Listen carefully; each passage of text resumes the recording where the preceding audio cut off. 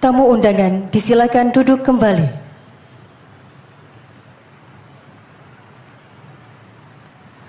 Amanat Inspektur Upacara. Istirahatkan. Pasukan istirahatkan. Untuk perhatian, istirahat di tempat.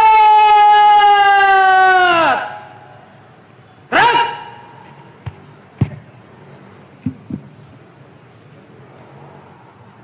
Assalamualaikum warahmatullahi wabarakatuh. Sampurasun. Yang saya hormati Forkopimda Provinsi Jawa Barat, hadir pada kesempatan pagi hari ini Wakil Ketua DPRD Provinsi Jawa Barat, Ketua Komisi 5 DPRD Provinsi Jawa Barat dan seluruh anggota, Kasdam 3 Siliwangi, Wakapolda Jabar, Wakajati Jabar, dan sahabat saya hadir juga, dan Kodiklat TNI. Saya ucapkan terima kasih, selamat datang. Sekretaris Daerah Provinsi Jawa Barat, para kepala perangkat organisasi perangkat daerah di lingkungan Pemda Provinsi Jawa Barat, pimpinan instansi vertikal yang saya hormati, yang memberikan supporting pada saya, Kaseto, pemerhati dan pelaku pendidikan anak-anak, dan yang paling berbahagia hari ini adalah orang tua.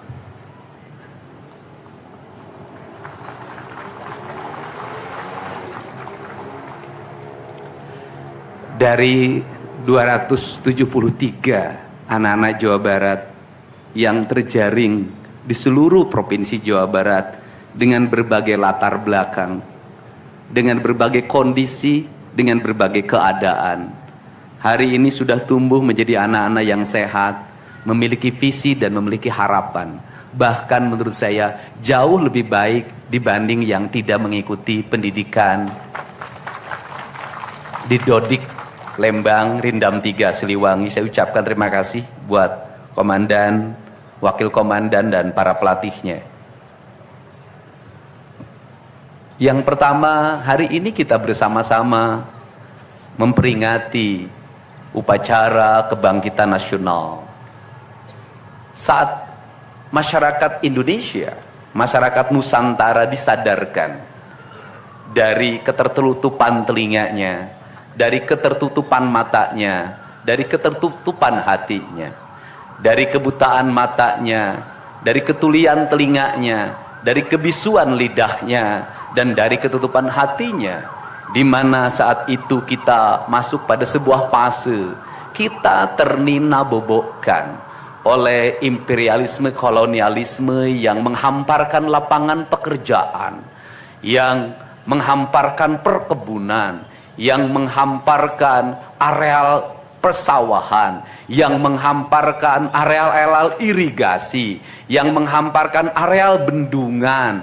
Tetapi mereka mengisi gedung sate ini, mereka mengisi gedung-gedung indah dan mewah di seluruh Nusantara. Tetapi gedung-gedung itu hanya memiliki hak mereka untuk melakukan pengelolaan keuangan, untuk melakukan pengelolaan kekuasaan, di mana seluruh hasil kekayaannya dinikmati oleh mereka dan dikirimkan ke negerinya, dan kemudian rakyat Indonesia hanya menjadi kuli dengan gaji yang terbatas, dan beberapa orang Indonesia yang tunduk menjadi kaki tangannya menikmati sebagian kekuasaannya, bahkan menikmati uang-uang yang seharusnya dibayarkan kepada para pekerja Indonesia yang lapar, yang hitam kelam terbakar, yang disebutnya sebagai rodi. Mereka mengambil hak-hak mereka dan dinikmati oleh mereka yang hari itu berkongsi dengan kolonialisme. Maka kesadaran itu tumbuh, lahirlah gerakan Budi Utomo, lahirlah gerakan Sumpah Pemuda, dan seluruh gerakan itu dimulai dengan sebuah kesadaran dan hilangnya rasa takut pada dirinya bahwa kita adalah pemilik hak dari negeri ini. Hari ini kita disadarkan pada sebuah peristiwa di mana kita sering buta mata kita. Kita sering tuli telinga kita dan kita seling gagu lidah kita ketika anak-anak kita berteriak di jalanan, mengusung sangkur, membawa celurit, saling berkejaran, darah menetes di setiap sudut kota, motor-motor dibakar, orang menjerit penuh rasa ketakutan. Kita hanya bisa diam. Ketika di sudut-sudut kota anak-anak kita menenggak ciu, ketika sudut-sudut kota anak-anak kita makan eksimer, ketika di sudut-sudut kota anak-anak kita makan minuman oplosan, mereka jatuh tersungkur, matanya merah penuh dengan rasa emosi, pulang ngamuk ke orang tuanya, kita hanya bisa diam. Ketika anak-anak kita menghabiskan waktu main game online sampai jam 4 pagi, tidak masuk sekolah, di rumah ngamuk, mengancam orang tuanya dengan pisau, menusuk kakeknya dengan sangkur, kita hanya bisa diam. Proses kita hanya dua, pidana dan penjarakan dalam penjara anak. Tetapi kita tidak pernah menyadari bahwa seluruh lorong-lorong kegelisahan mereka, seluruh hiruk pikuk jalanan tak membuat mereka nyaman. Sudut-sudut rumah menjadi neraka bagi kehidupan mereka. Lapang-lapang bola tergusur menjadi industri perumahan, pemukiman, dan pertokoan. Mereka kehilangan tempat bermain. Mereka kehilangan air yang jernih di sungai sehingga bisa mereka berenang. Mereka kehilangan gunung-gunung yang indah tempat mereka bercengkrama dengan alam. Mereka kehilangan sawah yang terhampar. Yang mereka lihat adalah kebisingan dan kebisingan. Bising di jalanan karena knalpotnya brong. Bising di rumah karena orang tuanya bertengkar. Maka mereka lari dalam lorong-lorong gelap. Digenggamnya handphone, diambilnya obat-obat terlarang, ditengahnya minuman dalam sebuah kelompok yang sama. Kita orang-orang yang terpinggirkan di rumah, kita orang-orang yang terpinggirkan di sekolah. Guru-guru telunjuknya menunjuk pada wajahnya, tapi tak bisa memberikan solusi kegelisahan jiwanya. Semua orang hanya memberikan pengamatan, analisis, kajian. Itulah metodologi yang dikembangkan bangsa ini. Tetapi tidak ada yang berani mengambil solusi, mengangkat mereka di sudut jalanan, dimasukkan ke barak, dididik secara militer, diarahkan menjadi anak-anak yang berguna. Kedisiplinan militer adalah harga mati bagi kemajuan bangsa, bukan musuh. Pandangan-pandangan buruk terhadap militer adalah pandangan-pandangan orang yang takut anak-anak Indonesia bangkit, yang takut anak-anak Indonesia mencapai kemajuan. Mereka takut bangsa ini menjadi bangsa kokoh dan tegap. Mereka ingin bangsa Indonesia menjadi bangsa pemabuk yang setiap hari mabuk akan ilmu pengetahuan, yang setiap hari bertengkar di TV, yang setiap hari bertengkar di medsos, sementara hamparan kekayaan alam diambil sama mereka. Janganlah kita menjadi antek dari bangsa lain, memporak-porandakan diri sendiri dan bangsanya dengan alasan pengetahuan, dengan alasan hak asasi manusia. Anak membawa motor di bawah umur adalah pelanggaran hak anak. Kapan kita bertindak? Dan selama ini kita membiarkan anak-anak nonton film tanpa didampingi oleh orang tua. Itu adalah pelanggaran anak, dan kita tidak pernah bertindak. Anak-anak di bawah umur merokok, minum minuman keras, itu adalah pelanggaran hak anak. Semuanya kita berdiam. Anak-anak main game online, nonton tayangan-tayangan dewasa lewat media sosial, kita berdiam. Negeri ini akan hancur manakala semua orang berdiam. Maka orang yang memegang kekuasaan harus menggunakan tangannya untuk merubah seluruh kemunkaran ini menjadi sebuah kebajikan. Kalau kita berkomitmen pada bangsa ini, problem anak-anak kita adalah mengkonsumsi tayangan yang bukan haknya di media sosial. Maka saya meminta peraturan pemerintah yang mengatur tentang itu segera dilaksanakan. Anak-anak di bawah umur tidak boleh mengakses media sosial yang bukan haknya. Seberapa besar pun gagasan yang saya gagas, seberapa kuat pun kekuatan yang saya bangun, saya tidak akan bisa melawan jutaan akun yang merasuki otak kiri dan otak kanan anak-anak kita. Untuk itu, pada saat ini sudah saatnya kita tidak saling menyalahkan. Untuk itu saat ini tidak ada salahnya kita mengambil tindakan berdasarkan perilaku kita masing-masing. Perilaku ekonomi menyebabkan anak-anak kita kehilangan ibunya karena pergi ke luar negeri. Perilaku ekonomi mengakibatkan anak-anak kita tidak pernah bertemu dengan ibu dan bapaknya karena mereka mencari rejeki. Mereka ada di pojok-pojok rumah bersama kakeknya. kakeknya melarangnya dia main game online, melarangnya pakai motor jam 11 siang, maka pisau dapur terhunus dan ditusuk seseorang kakek oleh cucu yang disayanginya. Kerangka pijak seperti ini harus dibangkitkan oleh kita. Semangat militer, bukan militerisasi. Kalau anak-anak dibangunkan jam 4 subuh, di mana letak salahnya dan di mana letak pelanggarannya? Kalau anak-anak dibangunkan kemudian disuruh membereskan tempat tidur, apa salahnya dan apa pelanggaran hak anaknya? Kalau anak-anak disuruh sholat subuh, apa pelanggaran haknya?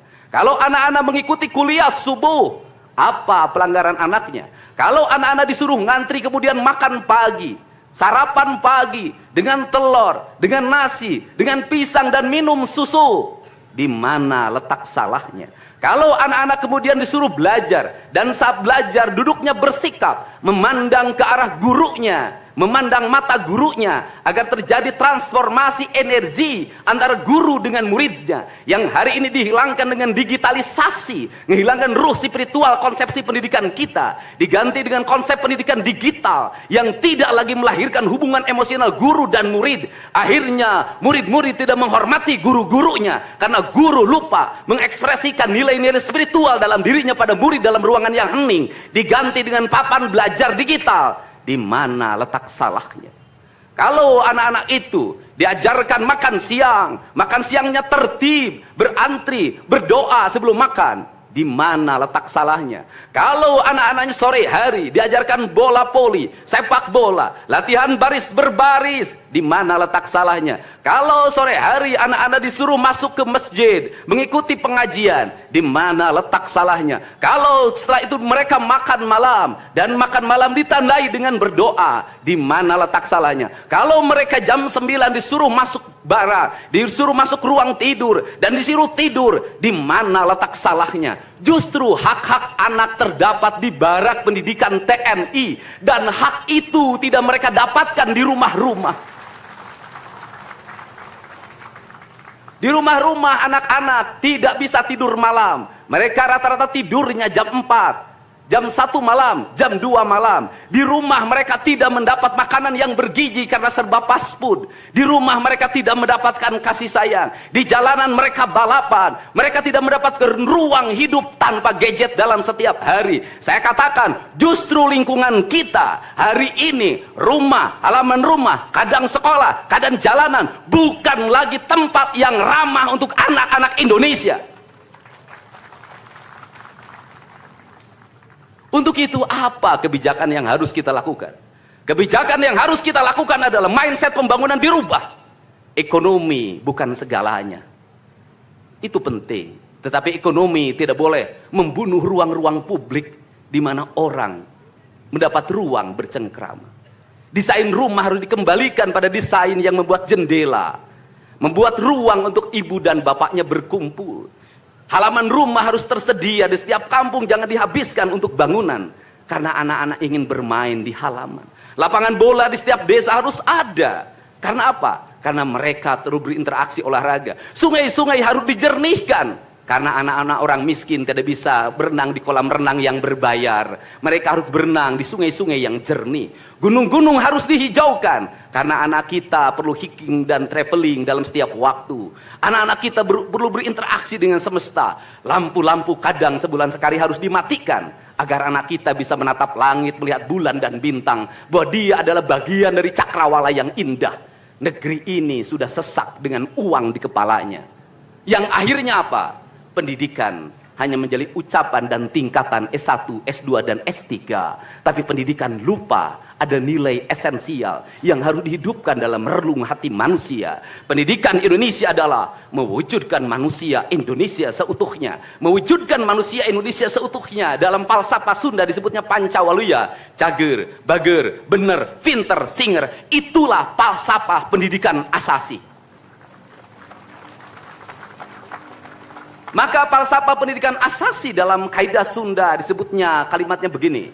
Kawung mabur sarulukna sama kelengiten pandana. Ciamis tinggal paitna, Ciherang tinggal kiruhna. Resi lengiten ajina pandita ilang komara. Kaduruku hawa nafsuna. Bangkong di kongkorong kujang kacai mawacameti. Saya hanya falsafah ini.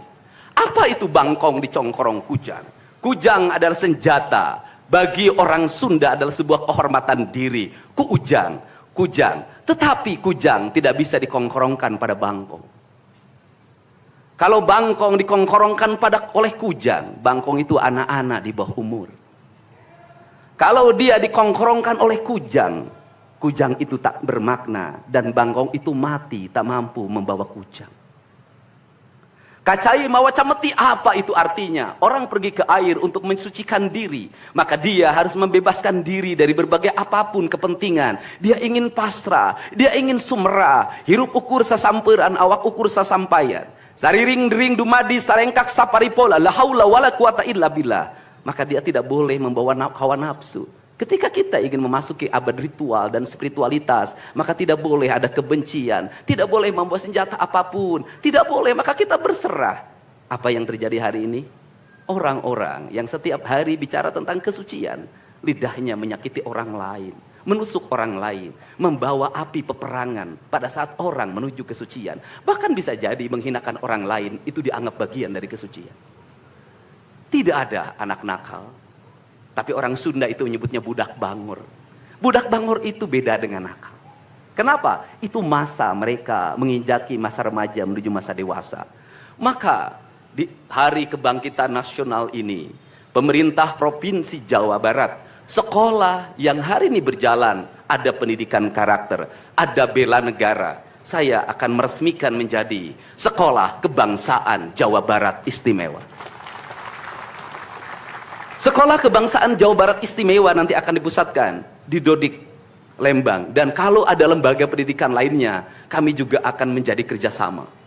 Mereka yang bersekolah di situ bukan anak-anak yang tawuran, bukan anak-anak yang minum, bukan anak-anak korban dari ML, tetapi juga nanti anak-anak yang memiliki kemampuan akademik yang tinggi, anak-anak yang memiliki kemampuan pikiran yang tinggi. Dan seizin pimpinan DPRD Provinsi Jawa Barat, tahun ini kami akan memberikan beasiswa pada mahasiswa-mahasiswa yang kuliah di jurusan engineering, tetapi mereka harus mengikuti sekolah kebangsaan selama 1 bulan. Agar uang yang diberikan oleh Provinsi Jawa Barat melahirkan nasionalisme-nasionalisme baru yang bisa membawa bangsa ini ke arah kemajuan. Dan saya mengucapkan terima kasih pada kalian semua yang membuat diri saya hari ini setiap hari berpikir.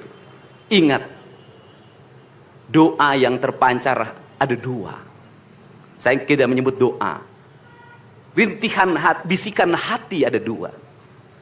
Ada yang berharap ini berhasil, dan ada yang berharap ini gagal. Siapa yang berharap ini berhasil? Mereka adalah kaum-kaum nasionalis yang mencintai bangsa ini. Siapa yang berharap ini gagal? Para nyinyir dan para pembenci yang menjadikan politik sebagai tujuan hidupnya tanpa pernah bisa membedakan mana kepentingan politik dan mana kepentingan kebangsaan. Walaupun kebijakannya baik, karena beda dengan politiknya dia mengatakan buruk, dan walaupun kebijakannya buruk karena sama dengan politiknya dia katakan baik. Ini orang yang tidak punya spirit nasionalisme. Dia hidup mempertuhan politik dalam setiap waktu. Saya katakan, dia hidup mempertuhan politik dalam setiap waktu.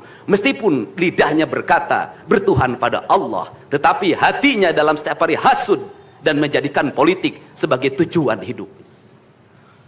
Dan barangkali bisa dilihat dari seluruh rakyat Jawa Barat, karena ini tertransformasi lewat media televisi dan media digital. Yang menjadi petugas upacara hari ini bukan pasukan paskibraka yang biasa kita pakai, tapi mereka adalah peserta didik sekolah kebangsaan Dodik, Lembang, Rindam 3, Siliwangi. Waktunya tidak lama, hanya 18 hari, tapi bisa dibentuk. Pertanyaannya adalah, di sekolah mereka bisa dibentuk seperti ini? Kalau di sekolah tidak dibentuk hari ini, maka pertanyaannya adalah, berarti sistem pendidikan nasional harus dievaluasi. Dan kalau misalnya yang di Jakarta mau menyalahkan, kan disahkannya di Jakarta. Kan anggaran yang triliunan disahkan di Jakarta. Kenapa anggaran yang triliunan ini tidak terevaluasi dalam setiap tahun? Saya katakan, sistem pendidikan yang di dalamnya angka-angka yang hanya orientasinya materi dan kepuasan dalam outcome dalam sistem pengelolaan keuangan tidak akan melahirkan apapun kecuali tumpukan kertas, software dan hardware. Tetapi pendidikan yang lahir dari jiwa dan lahir dari cinta tanpa biaya yang besar, dia akan melahirkan anak-anak penuh dengan semangat kebangsaan dan punya spirit Pancawaluya. Itulah pentingnya hati. Itulah pentingnya rasa. Untuk itu hari ini ada antrian ribuan orang yang ngantri ingin memasuki pendidikan di pendidikan sekolah kebangsaan. Dan kalian semua hari ini bisa bertemu dengan orang tuanya. Bisa mendapat sertifikat dari kami dan bisa pulang dulu.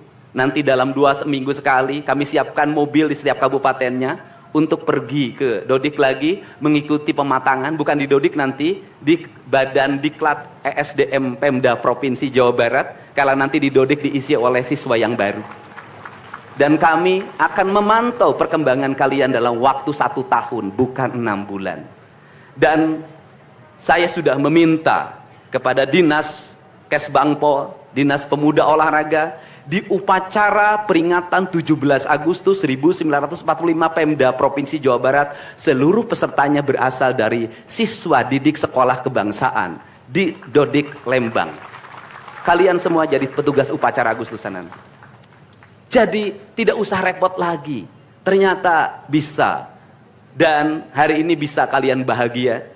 Saya ngasih bonus untuk petugas upacara dari Dodik ini 25 juta untuk dibawa pulang ke rumahnya masing-masing. Dapat uang saku, makannya enak, tidurnya nyenyak, berubah mental, bajunya bagus, pulang dapat bonus, gratis lagi. Dan tentunya buat petugas yang lain juga kita siapkan 25 juta. Nanti ditanya lagi, itu duit dari mana? Ladang ngonten. Saya selalu ditanya, Pak Dedi duitnya dari mana ngonten? Habis itu dimasalahin lagi, gubernur konten. Lebih baik dari jadi gubernur konten, punya duit diberikan pada rakyat daripada gubernur molor. Bener nggak? Ya kan, daripada gubernur tidur, gubernur protokoler, gubernur ingin dihargai, gubernur menghabiskan anggaran jalan-jalan ke luar negeri. Teu hayang teuing aing. Kang Dedi masuk gorong-gorong. Ya, sebentar lagi akan saya naik ke pesawat. Jadi Indonesia ini perlu mental yang kuat kalau ingin melakukan perbaikan. Kenapa? Harus kuat menghadapi kaum nyinyir. Dan biarkan yang nyinyir suruh sakit hati selamanya. Karena Jawa Barat akan terus mengalami peningkatan pembangunannya. Ini baru 3 bulan. 100 hari itu tanggal 30 Mei, 100 hari kepemimpinan saya. Belum 100 hari, sudah banyak orang yang kepanasan. Apalagi 5 tahun. Dan saya ucapkan terima kasih. Ini upacara yang spesial. Kita dihadiri oleh Korps Pasukan Khusus. Tepuk tangan semuanya. Ada Kopassus, ada Kostrad, ada Marinir, ada istilahnya apa sekarang, Kopasgat. Kemudian ada infanteri, ada cavalry. Kemudian ada pasukan angkatan laut, kemudian juga ada brimob. Tepuk tangan semuanya, keren. Dan kalian semua, para peserta, ini yang keren-keren ini anak-anak kita ini. Anak-anak kita yang keren-keren ini, kamu tengok ke kanan, tengok kiri sambil minta sama Allah, besok kamu yang berseragam seperti mereka. Tepuk tangan kalian semuanya, semangat! Semangat! Semangat! Oke, yang terakhir ini buat Biro Umum. Ini harus dirubah, Pak. Pertama, ini tiang bendera menghalangi gedung sate. Benderanya nanti harus digeser ke sebelah sana.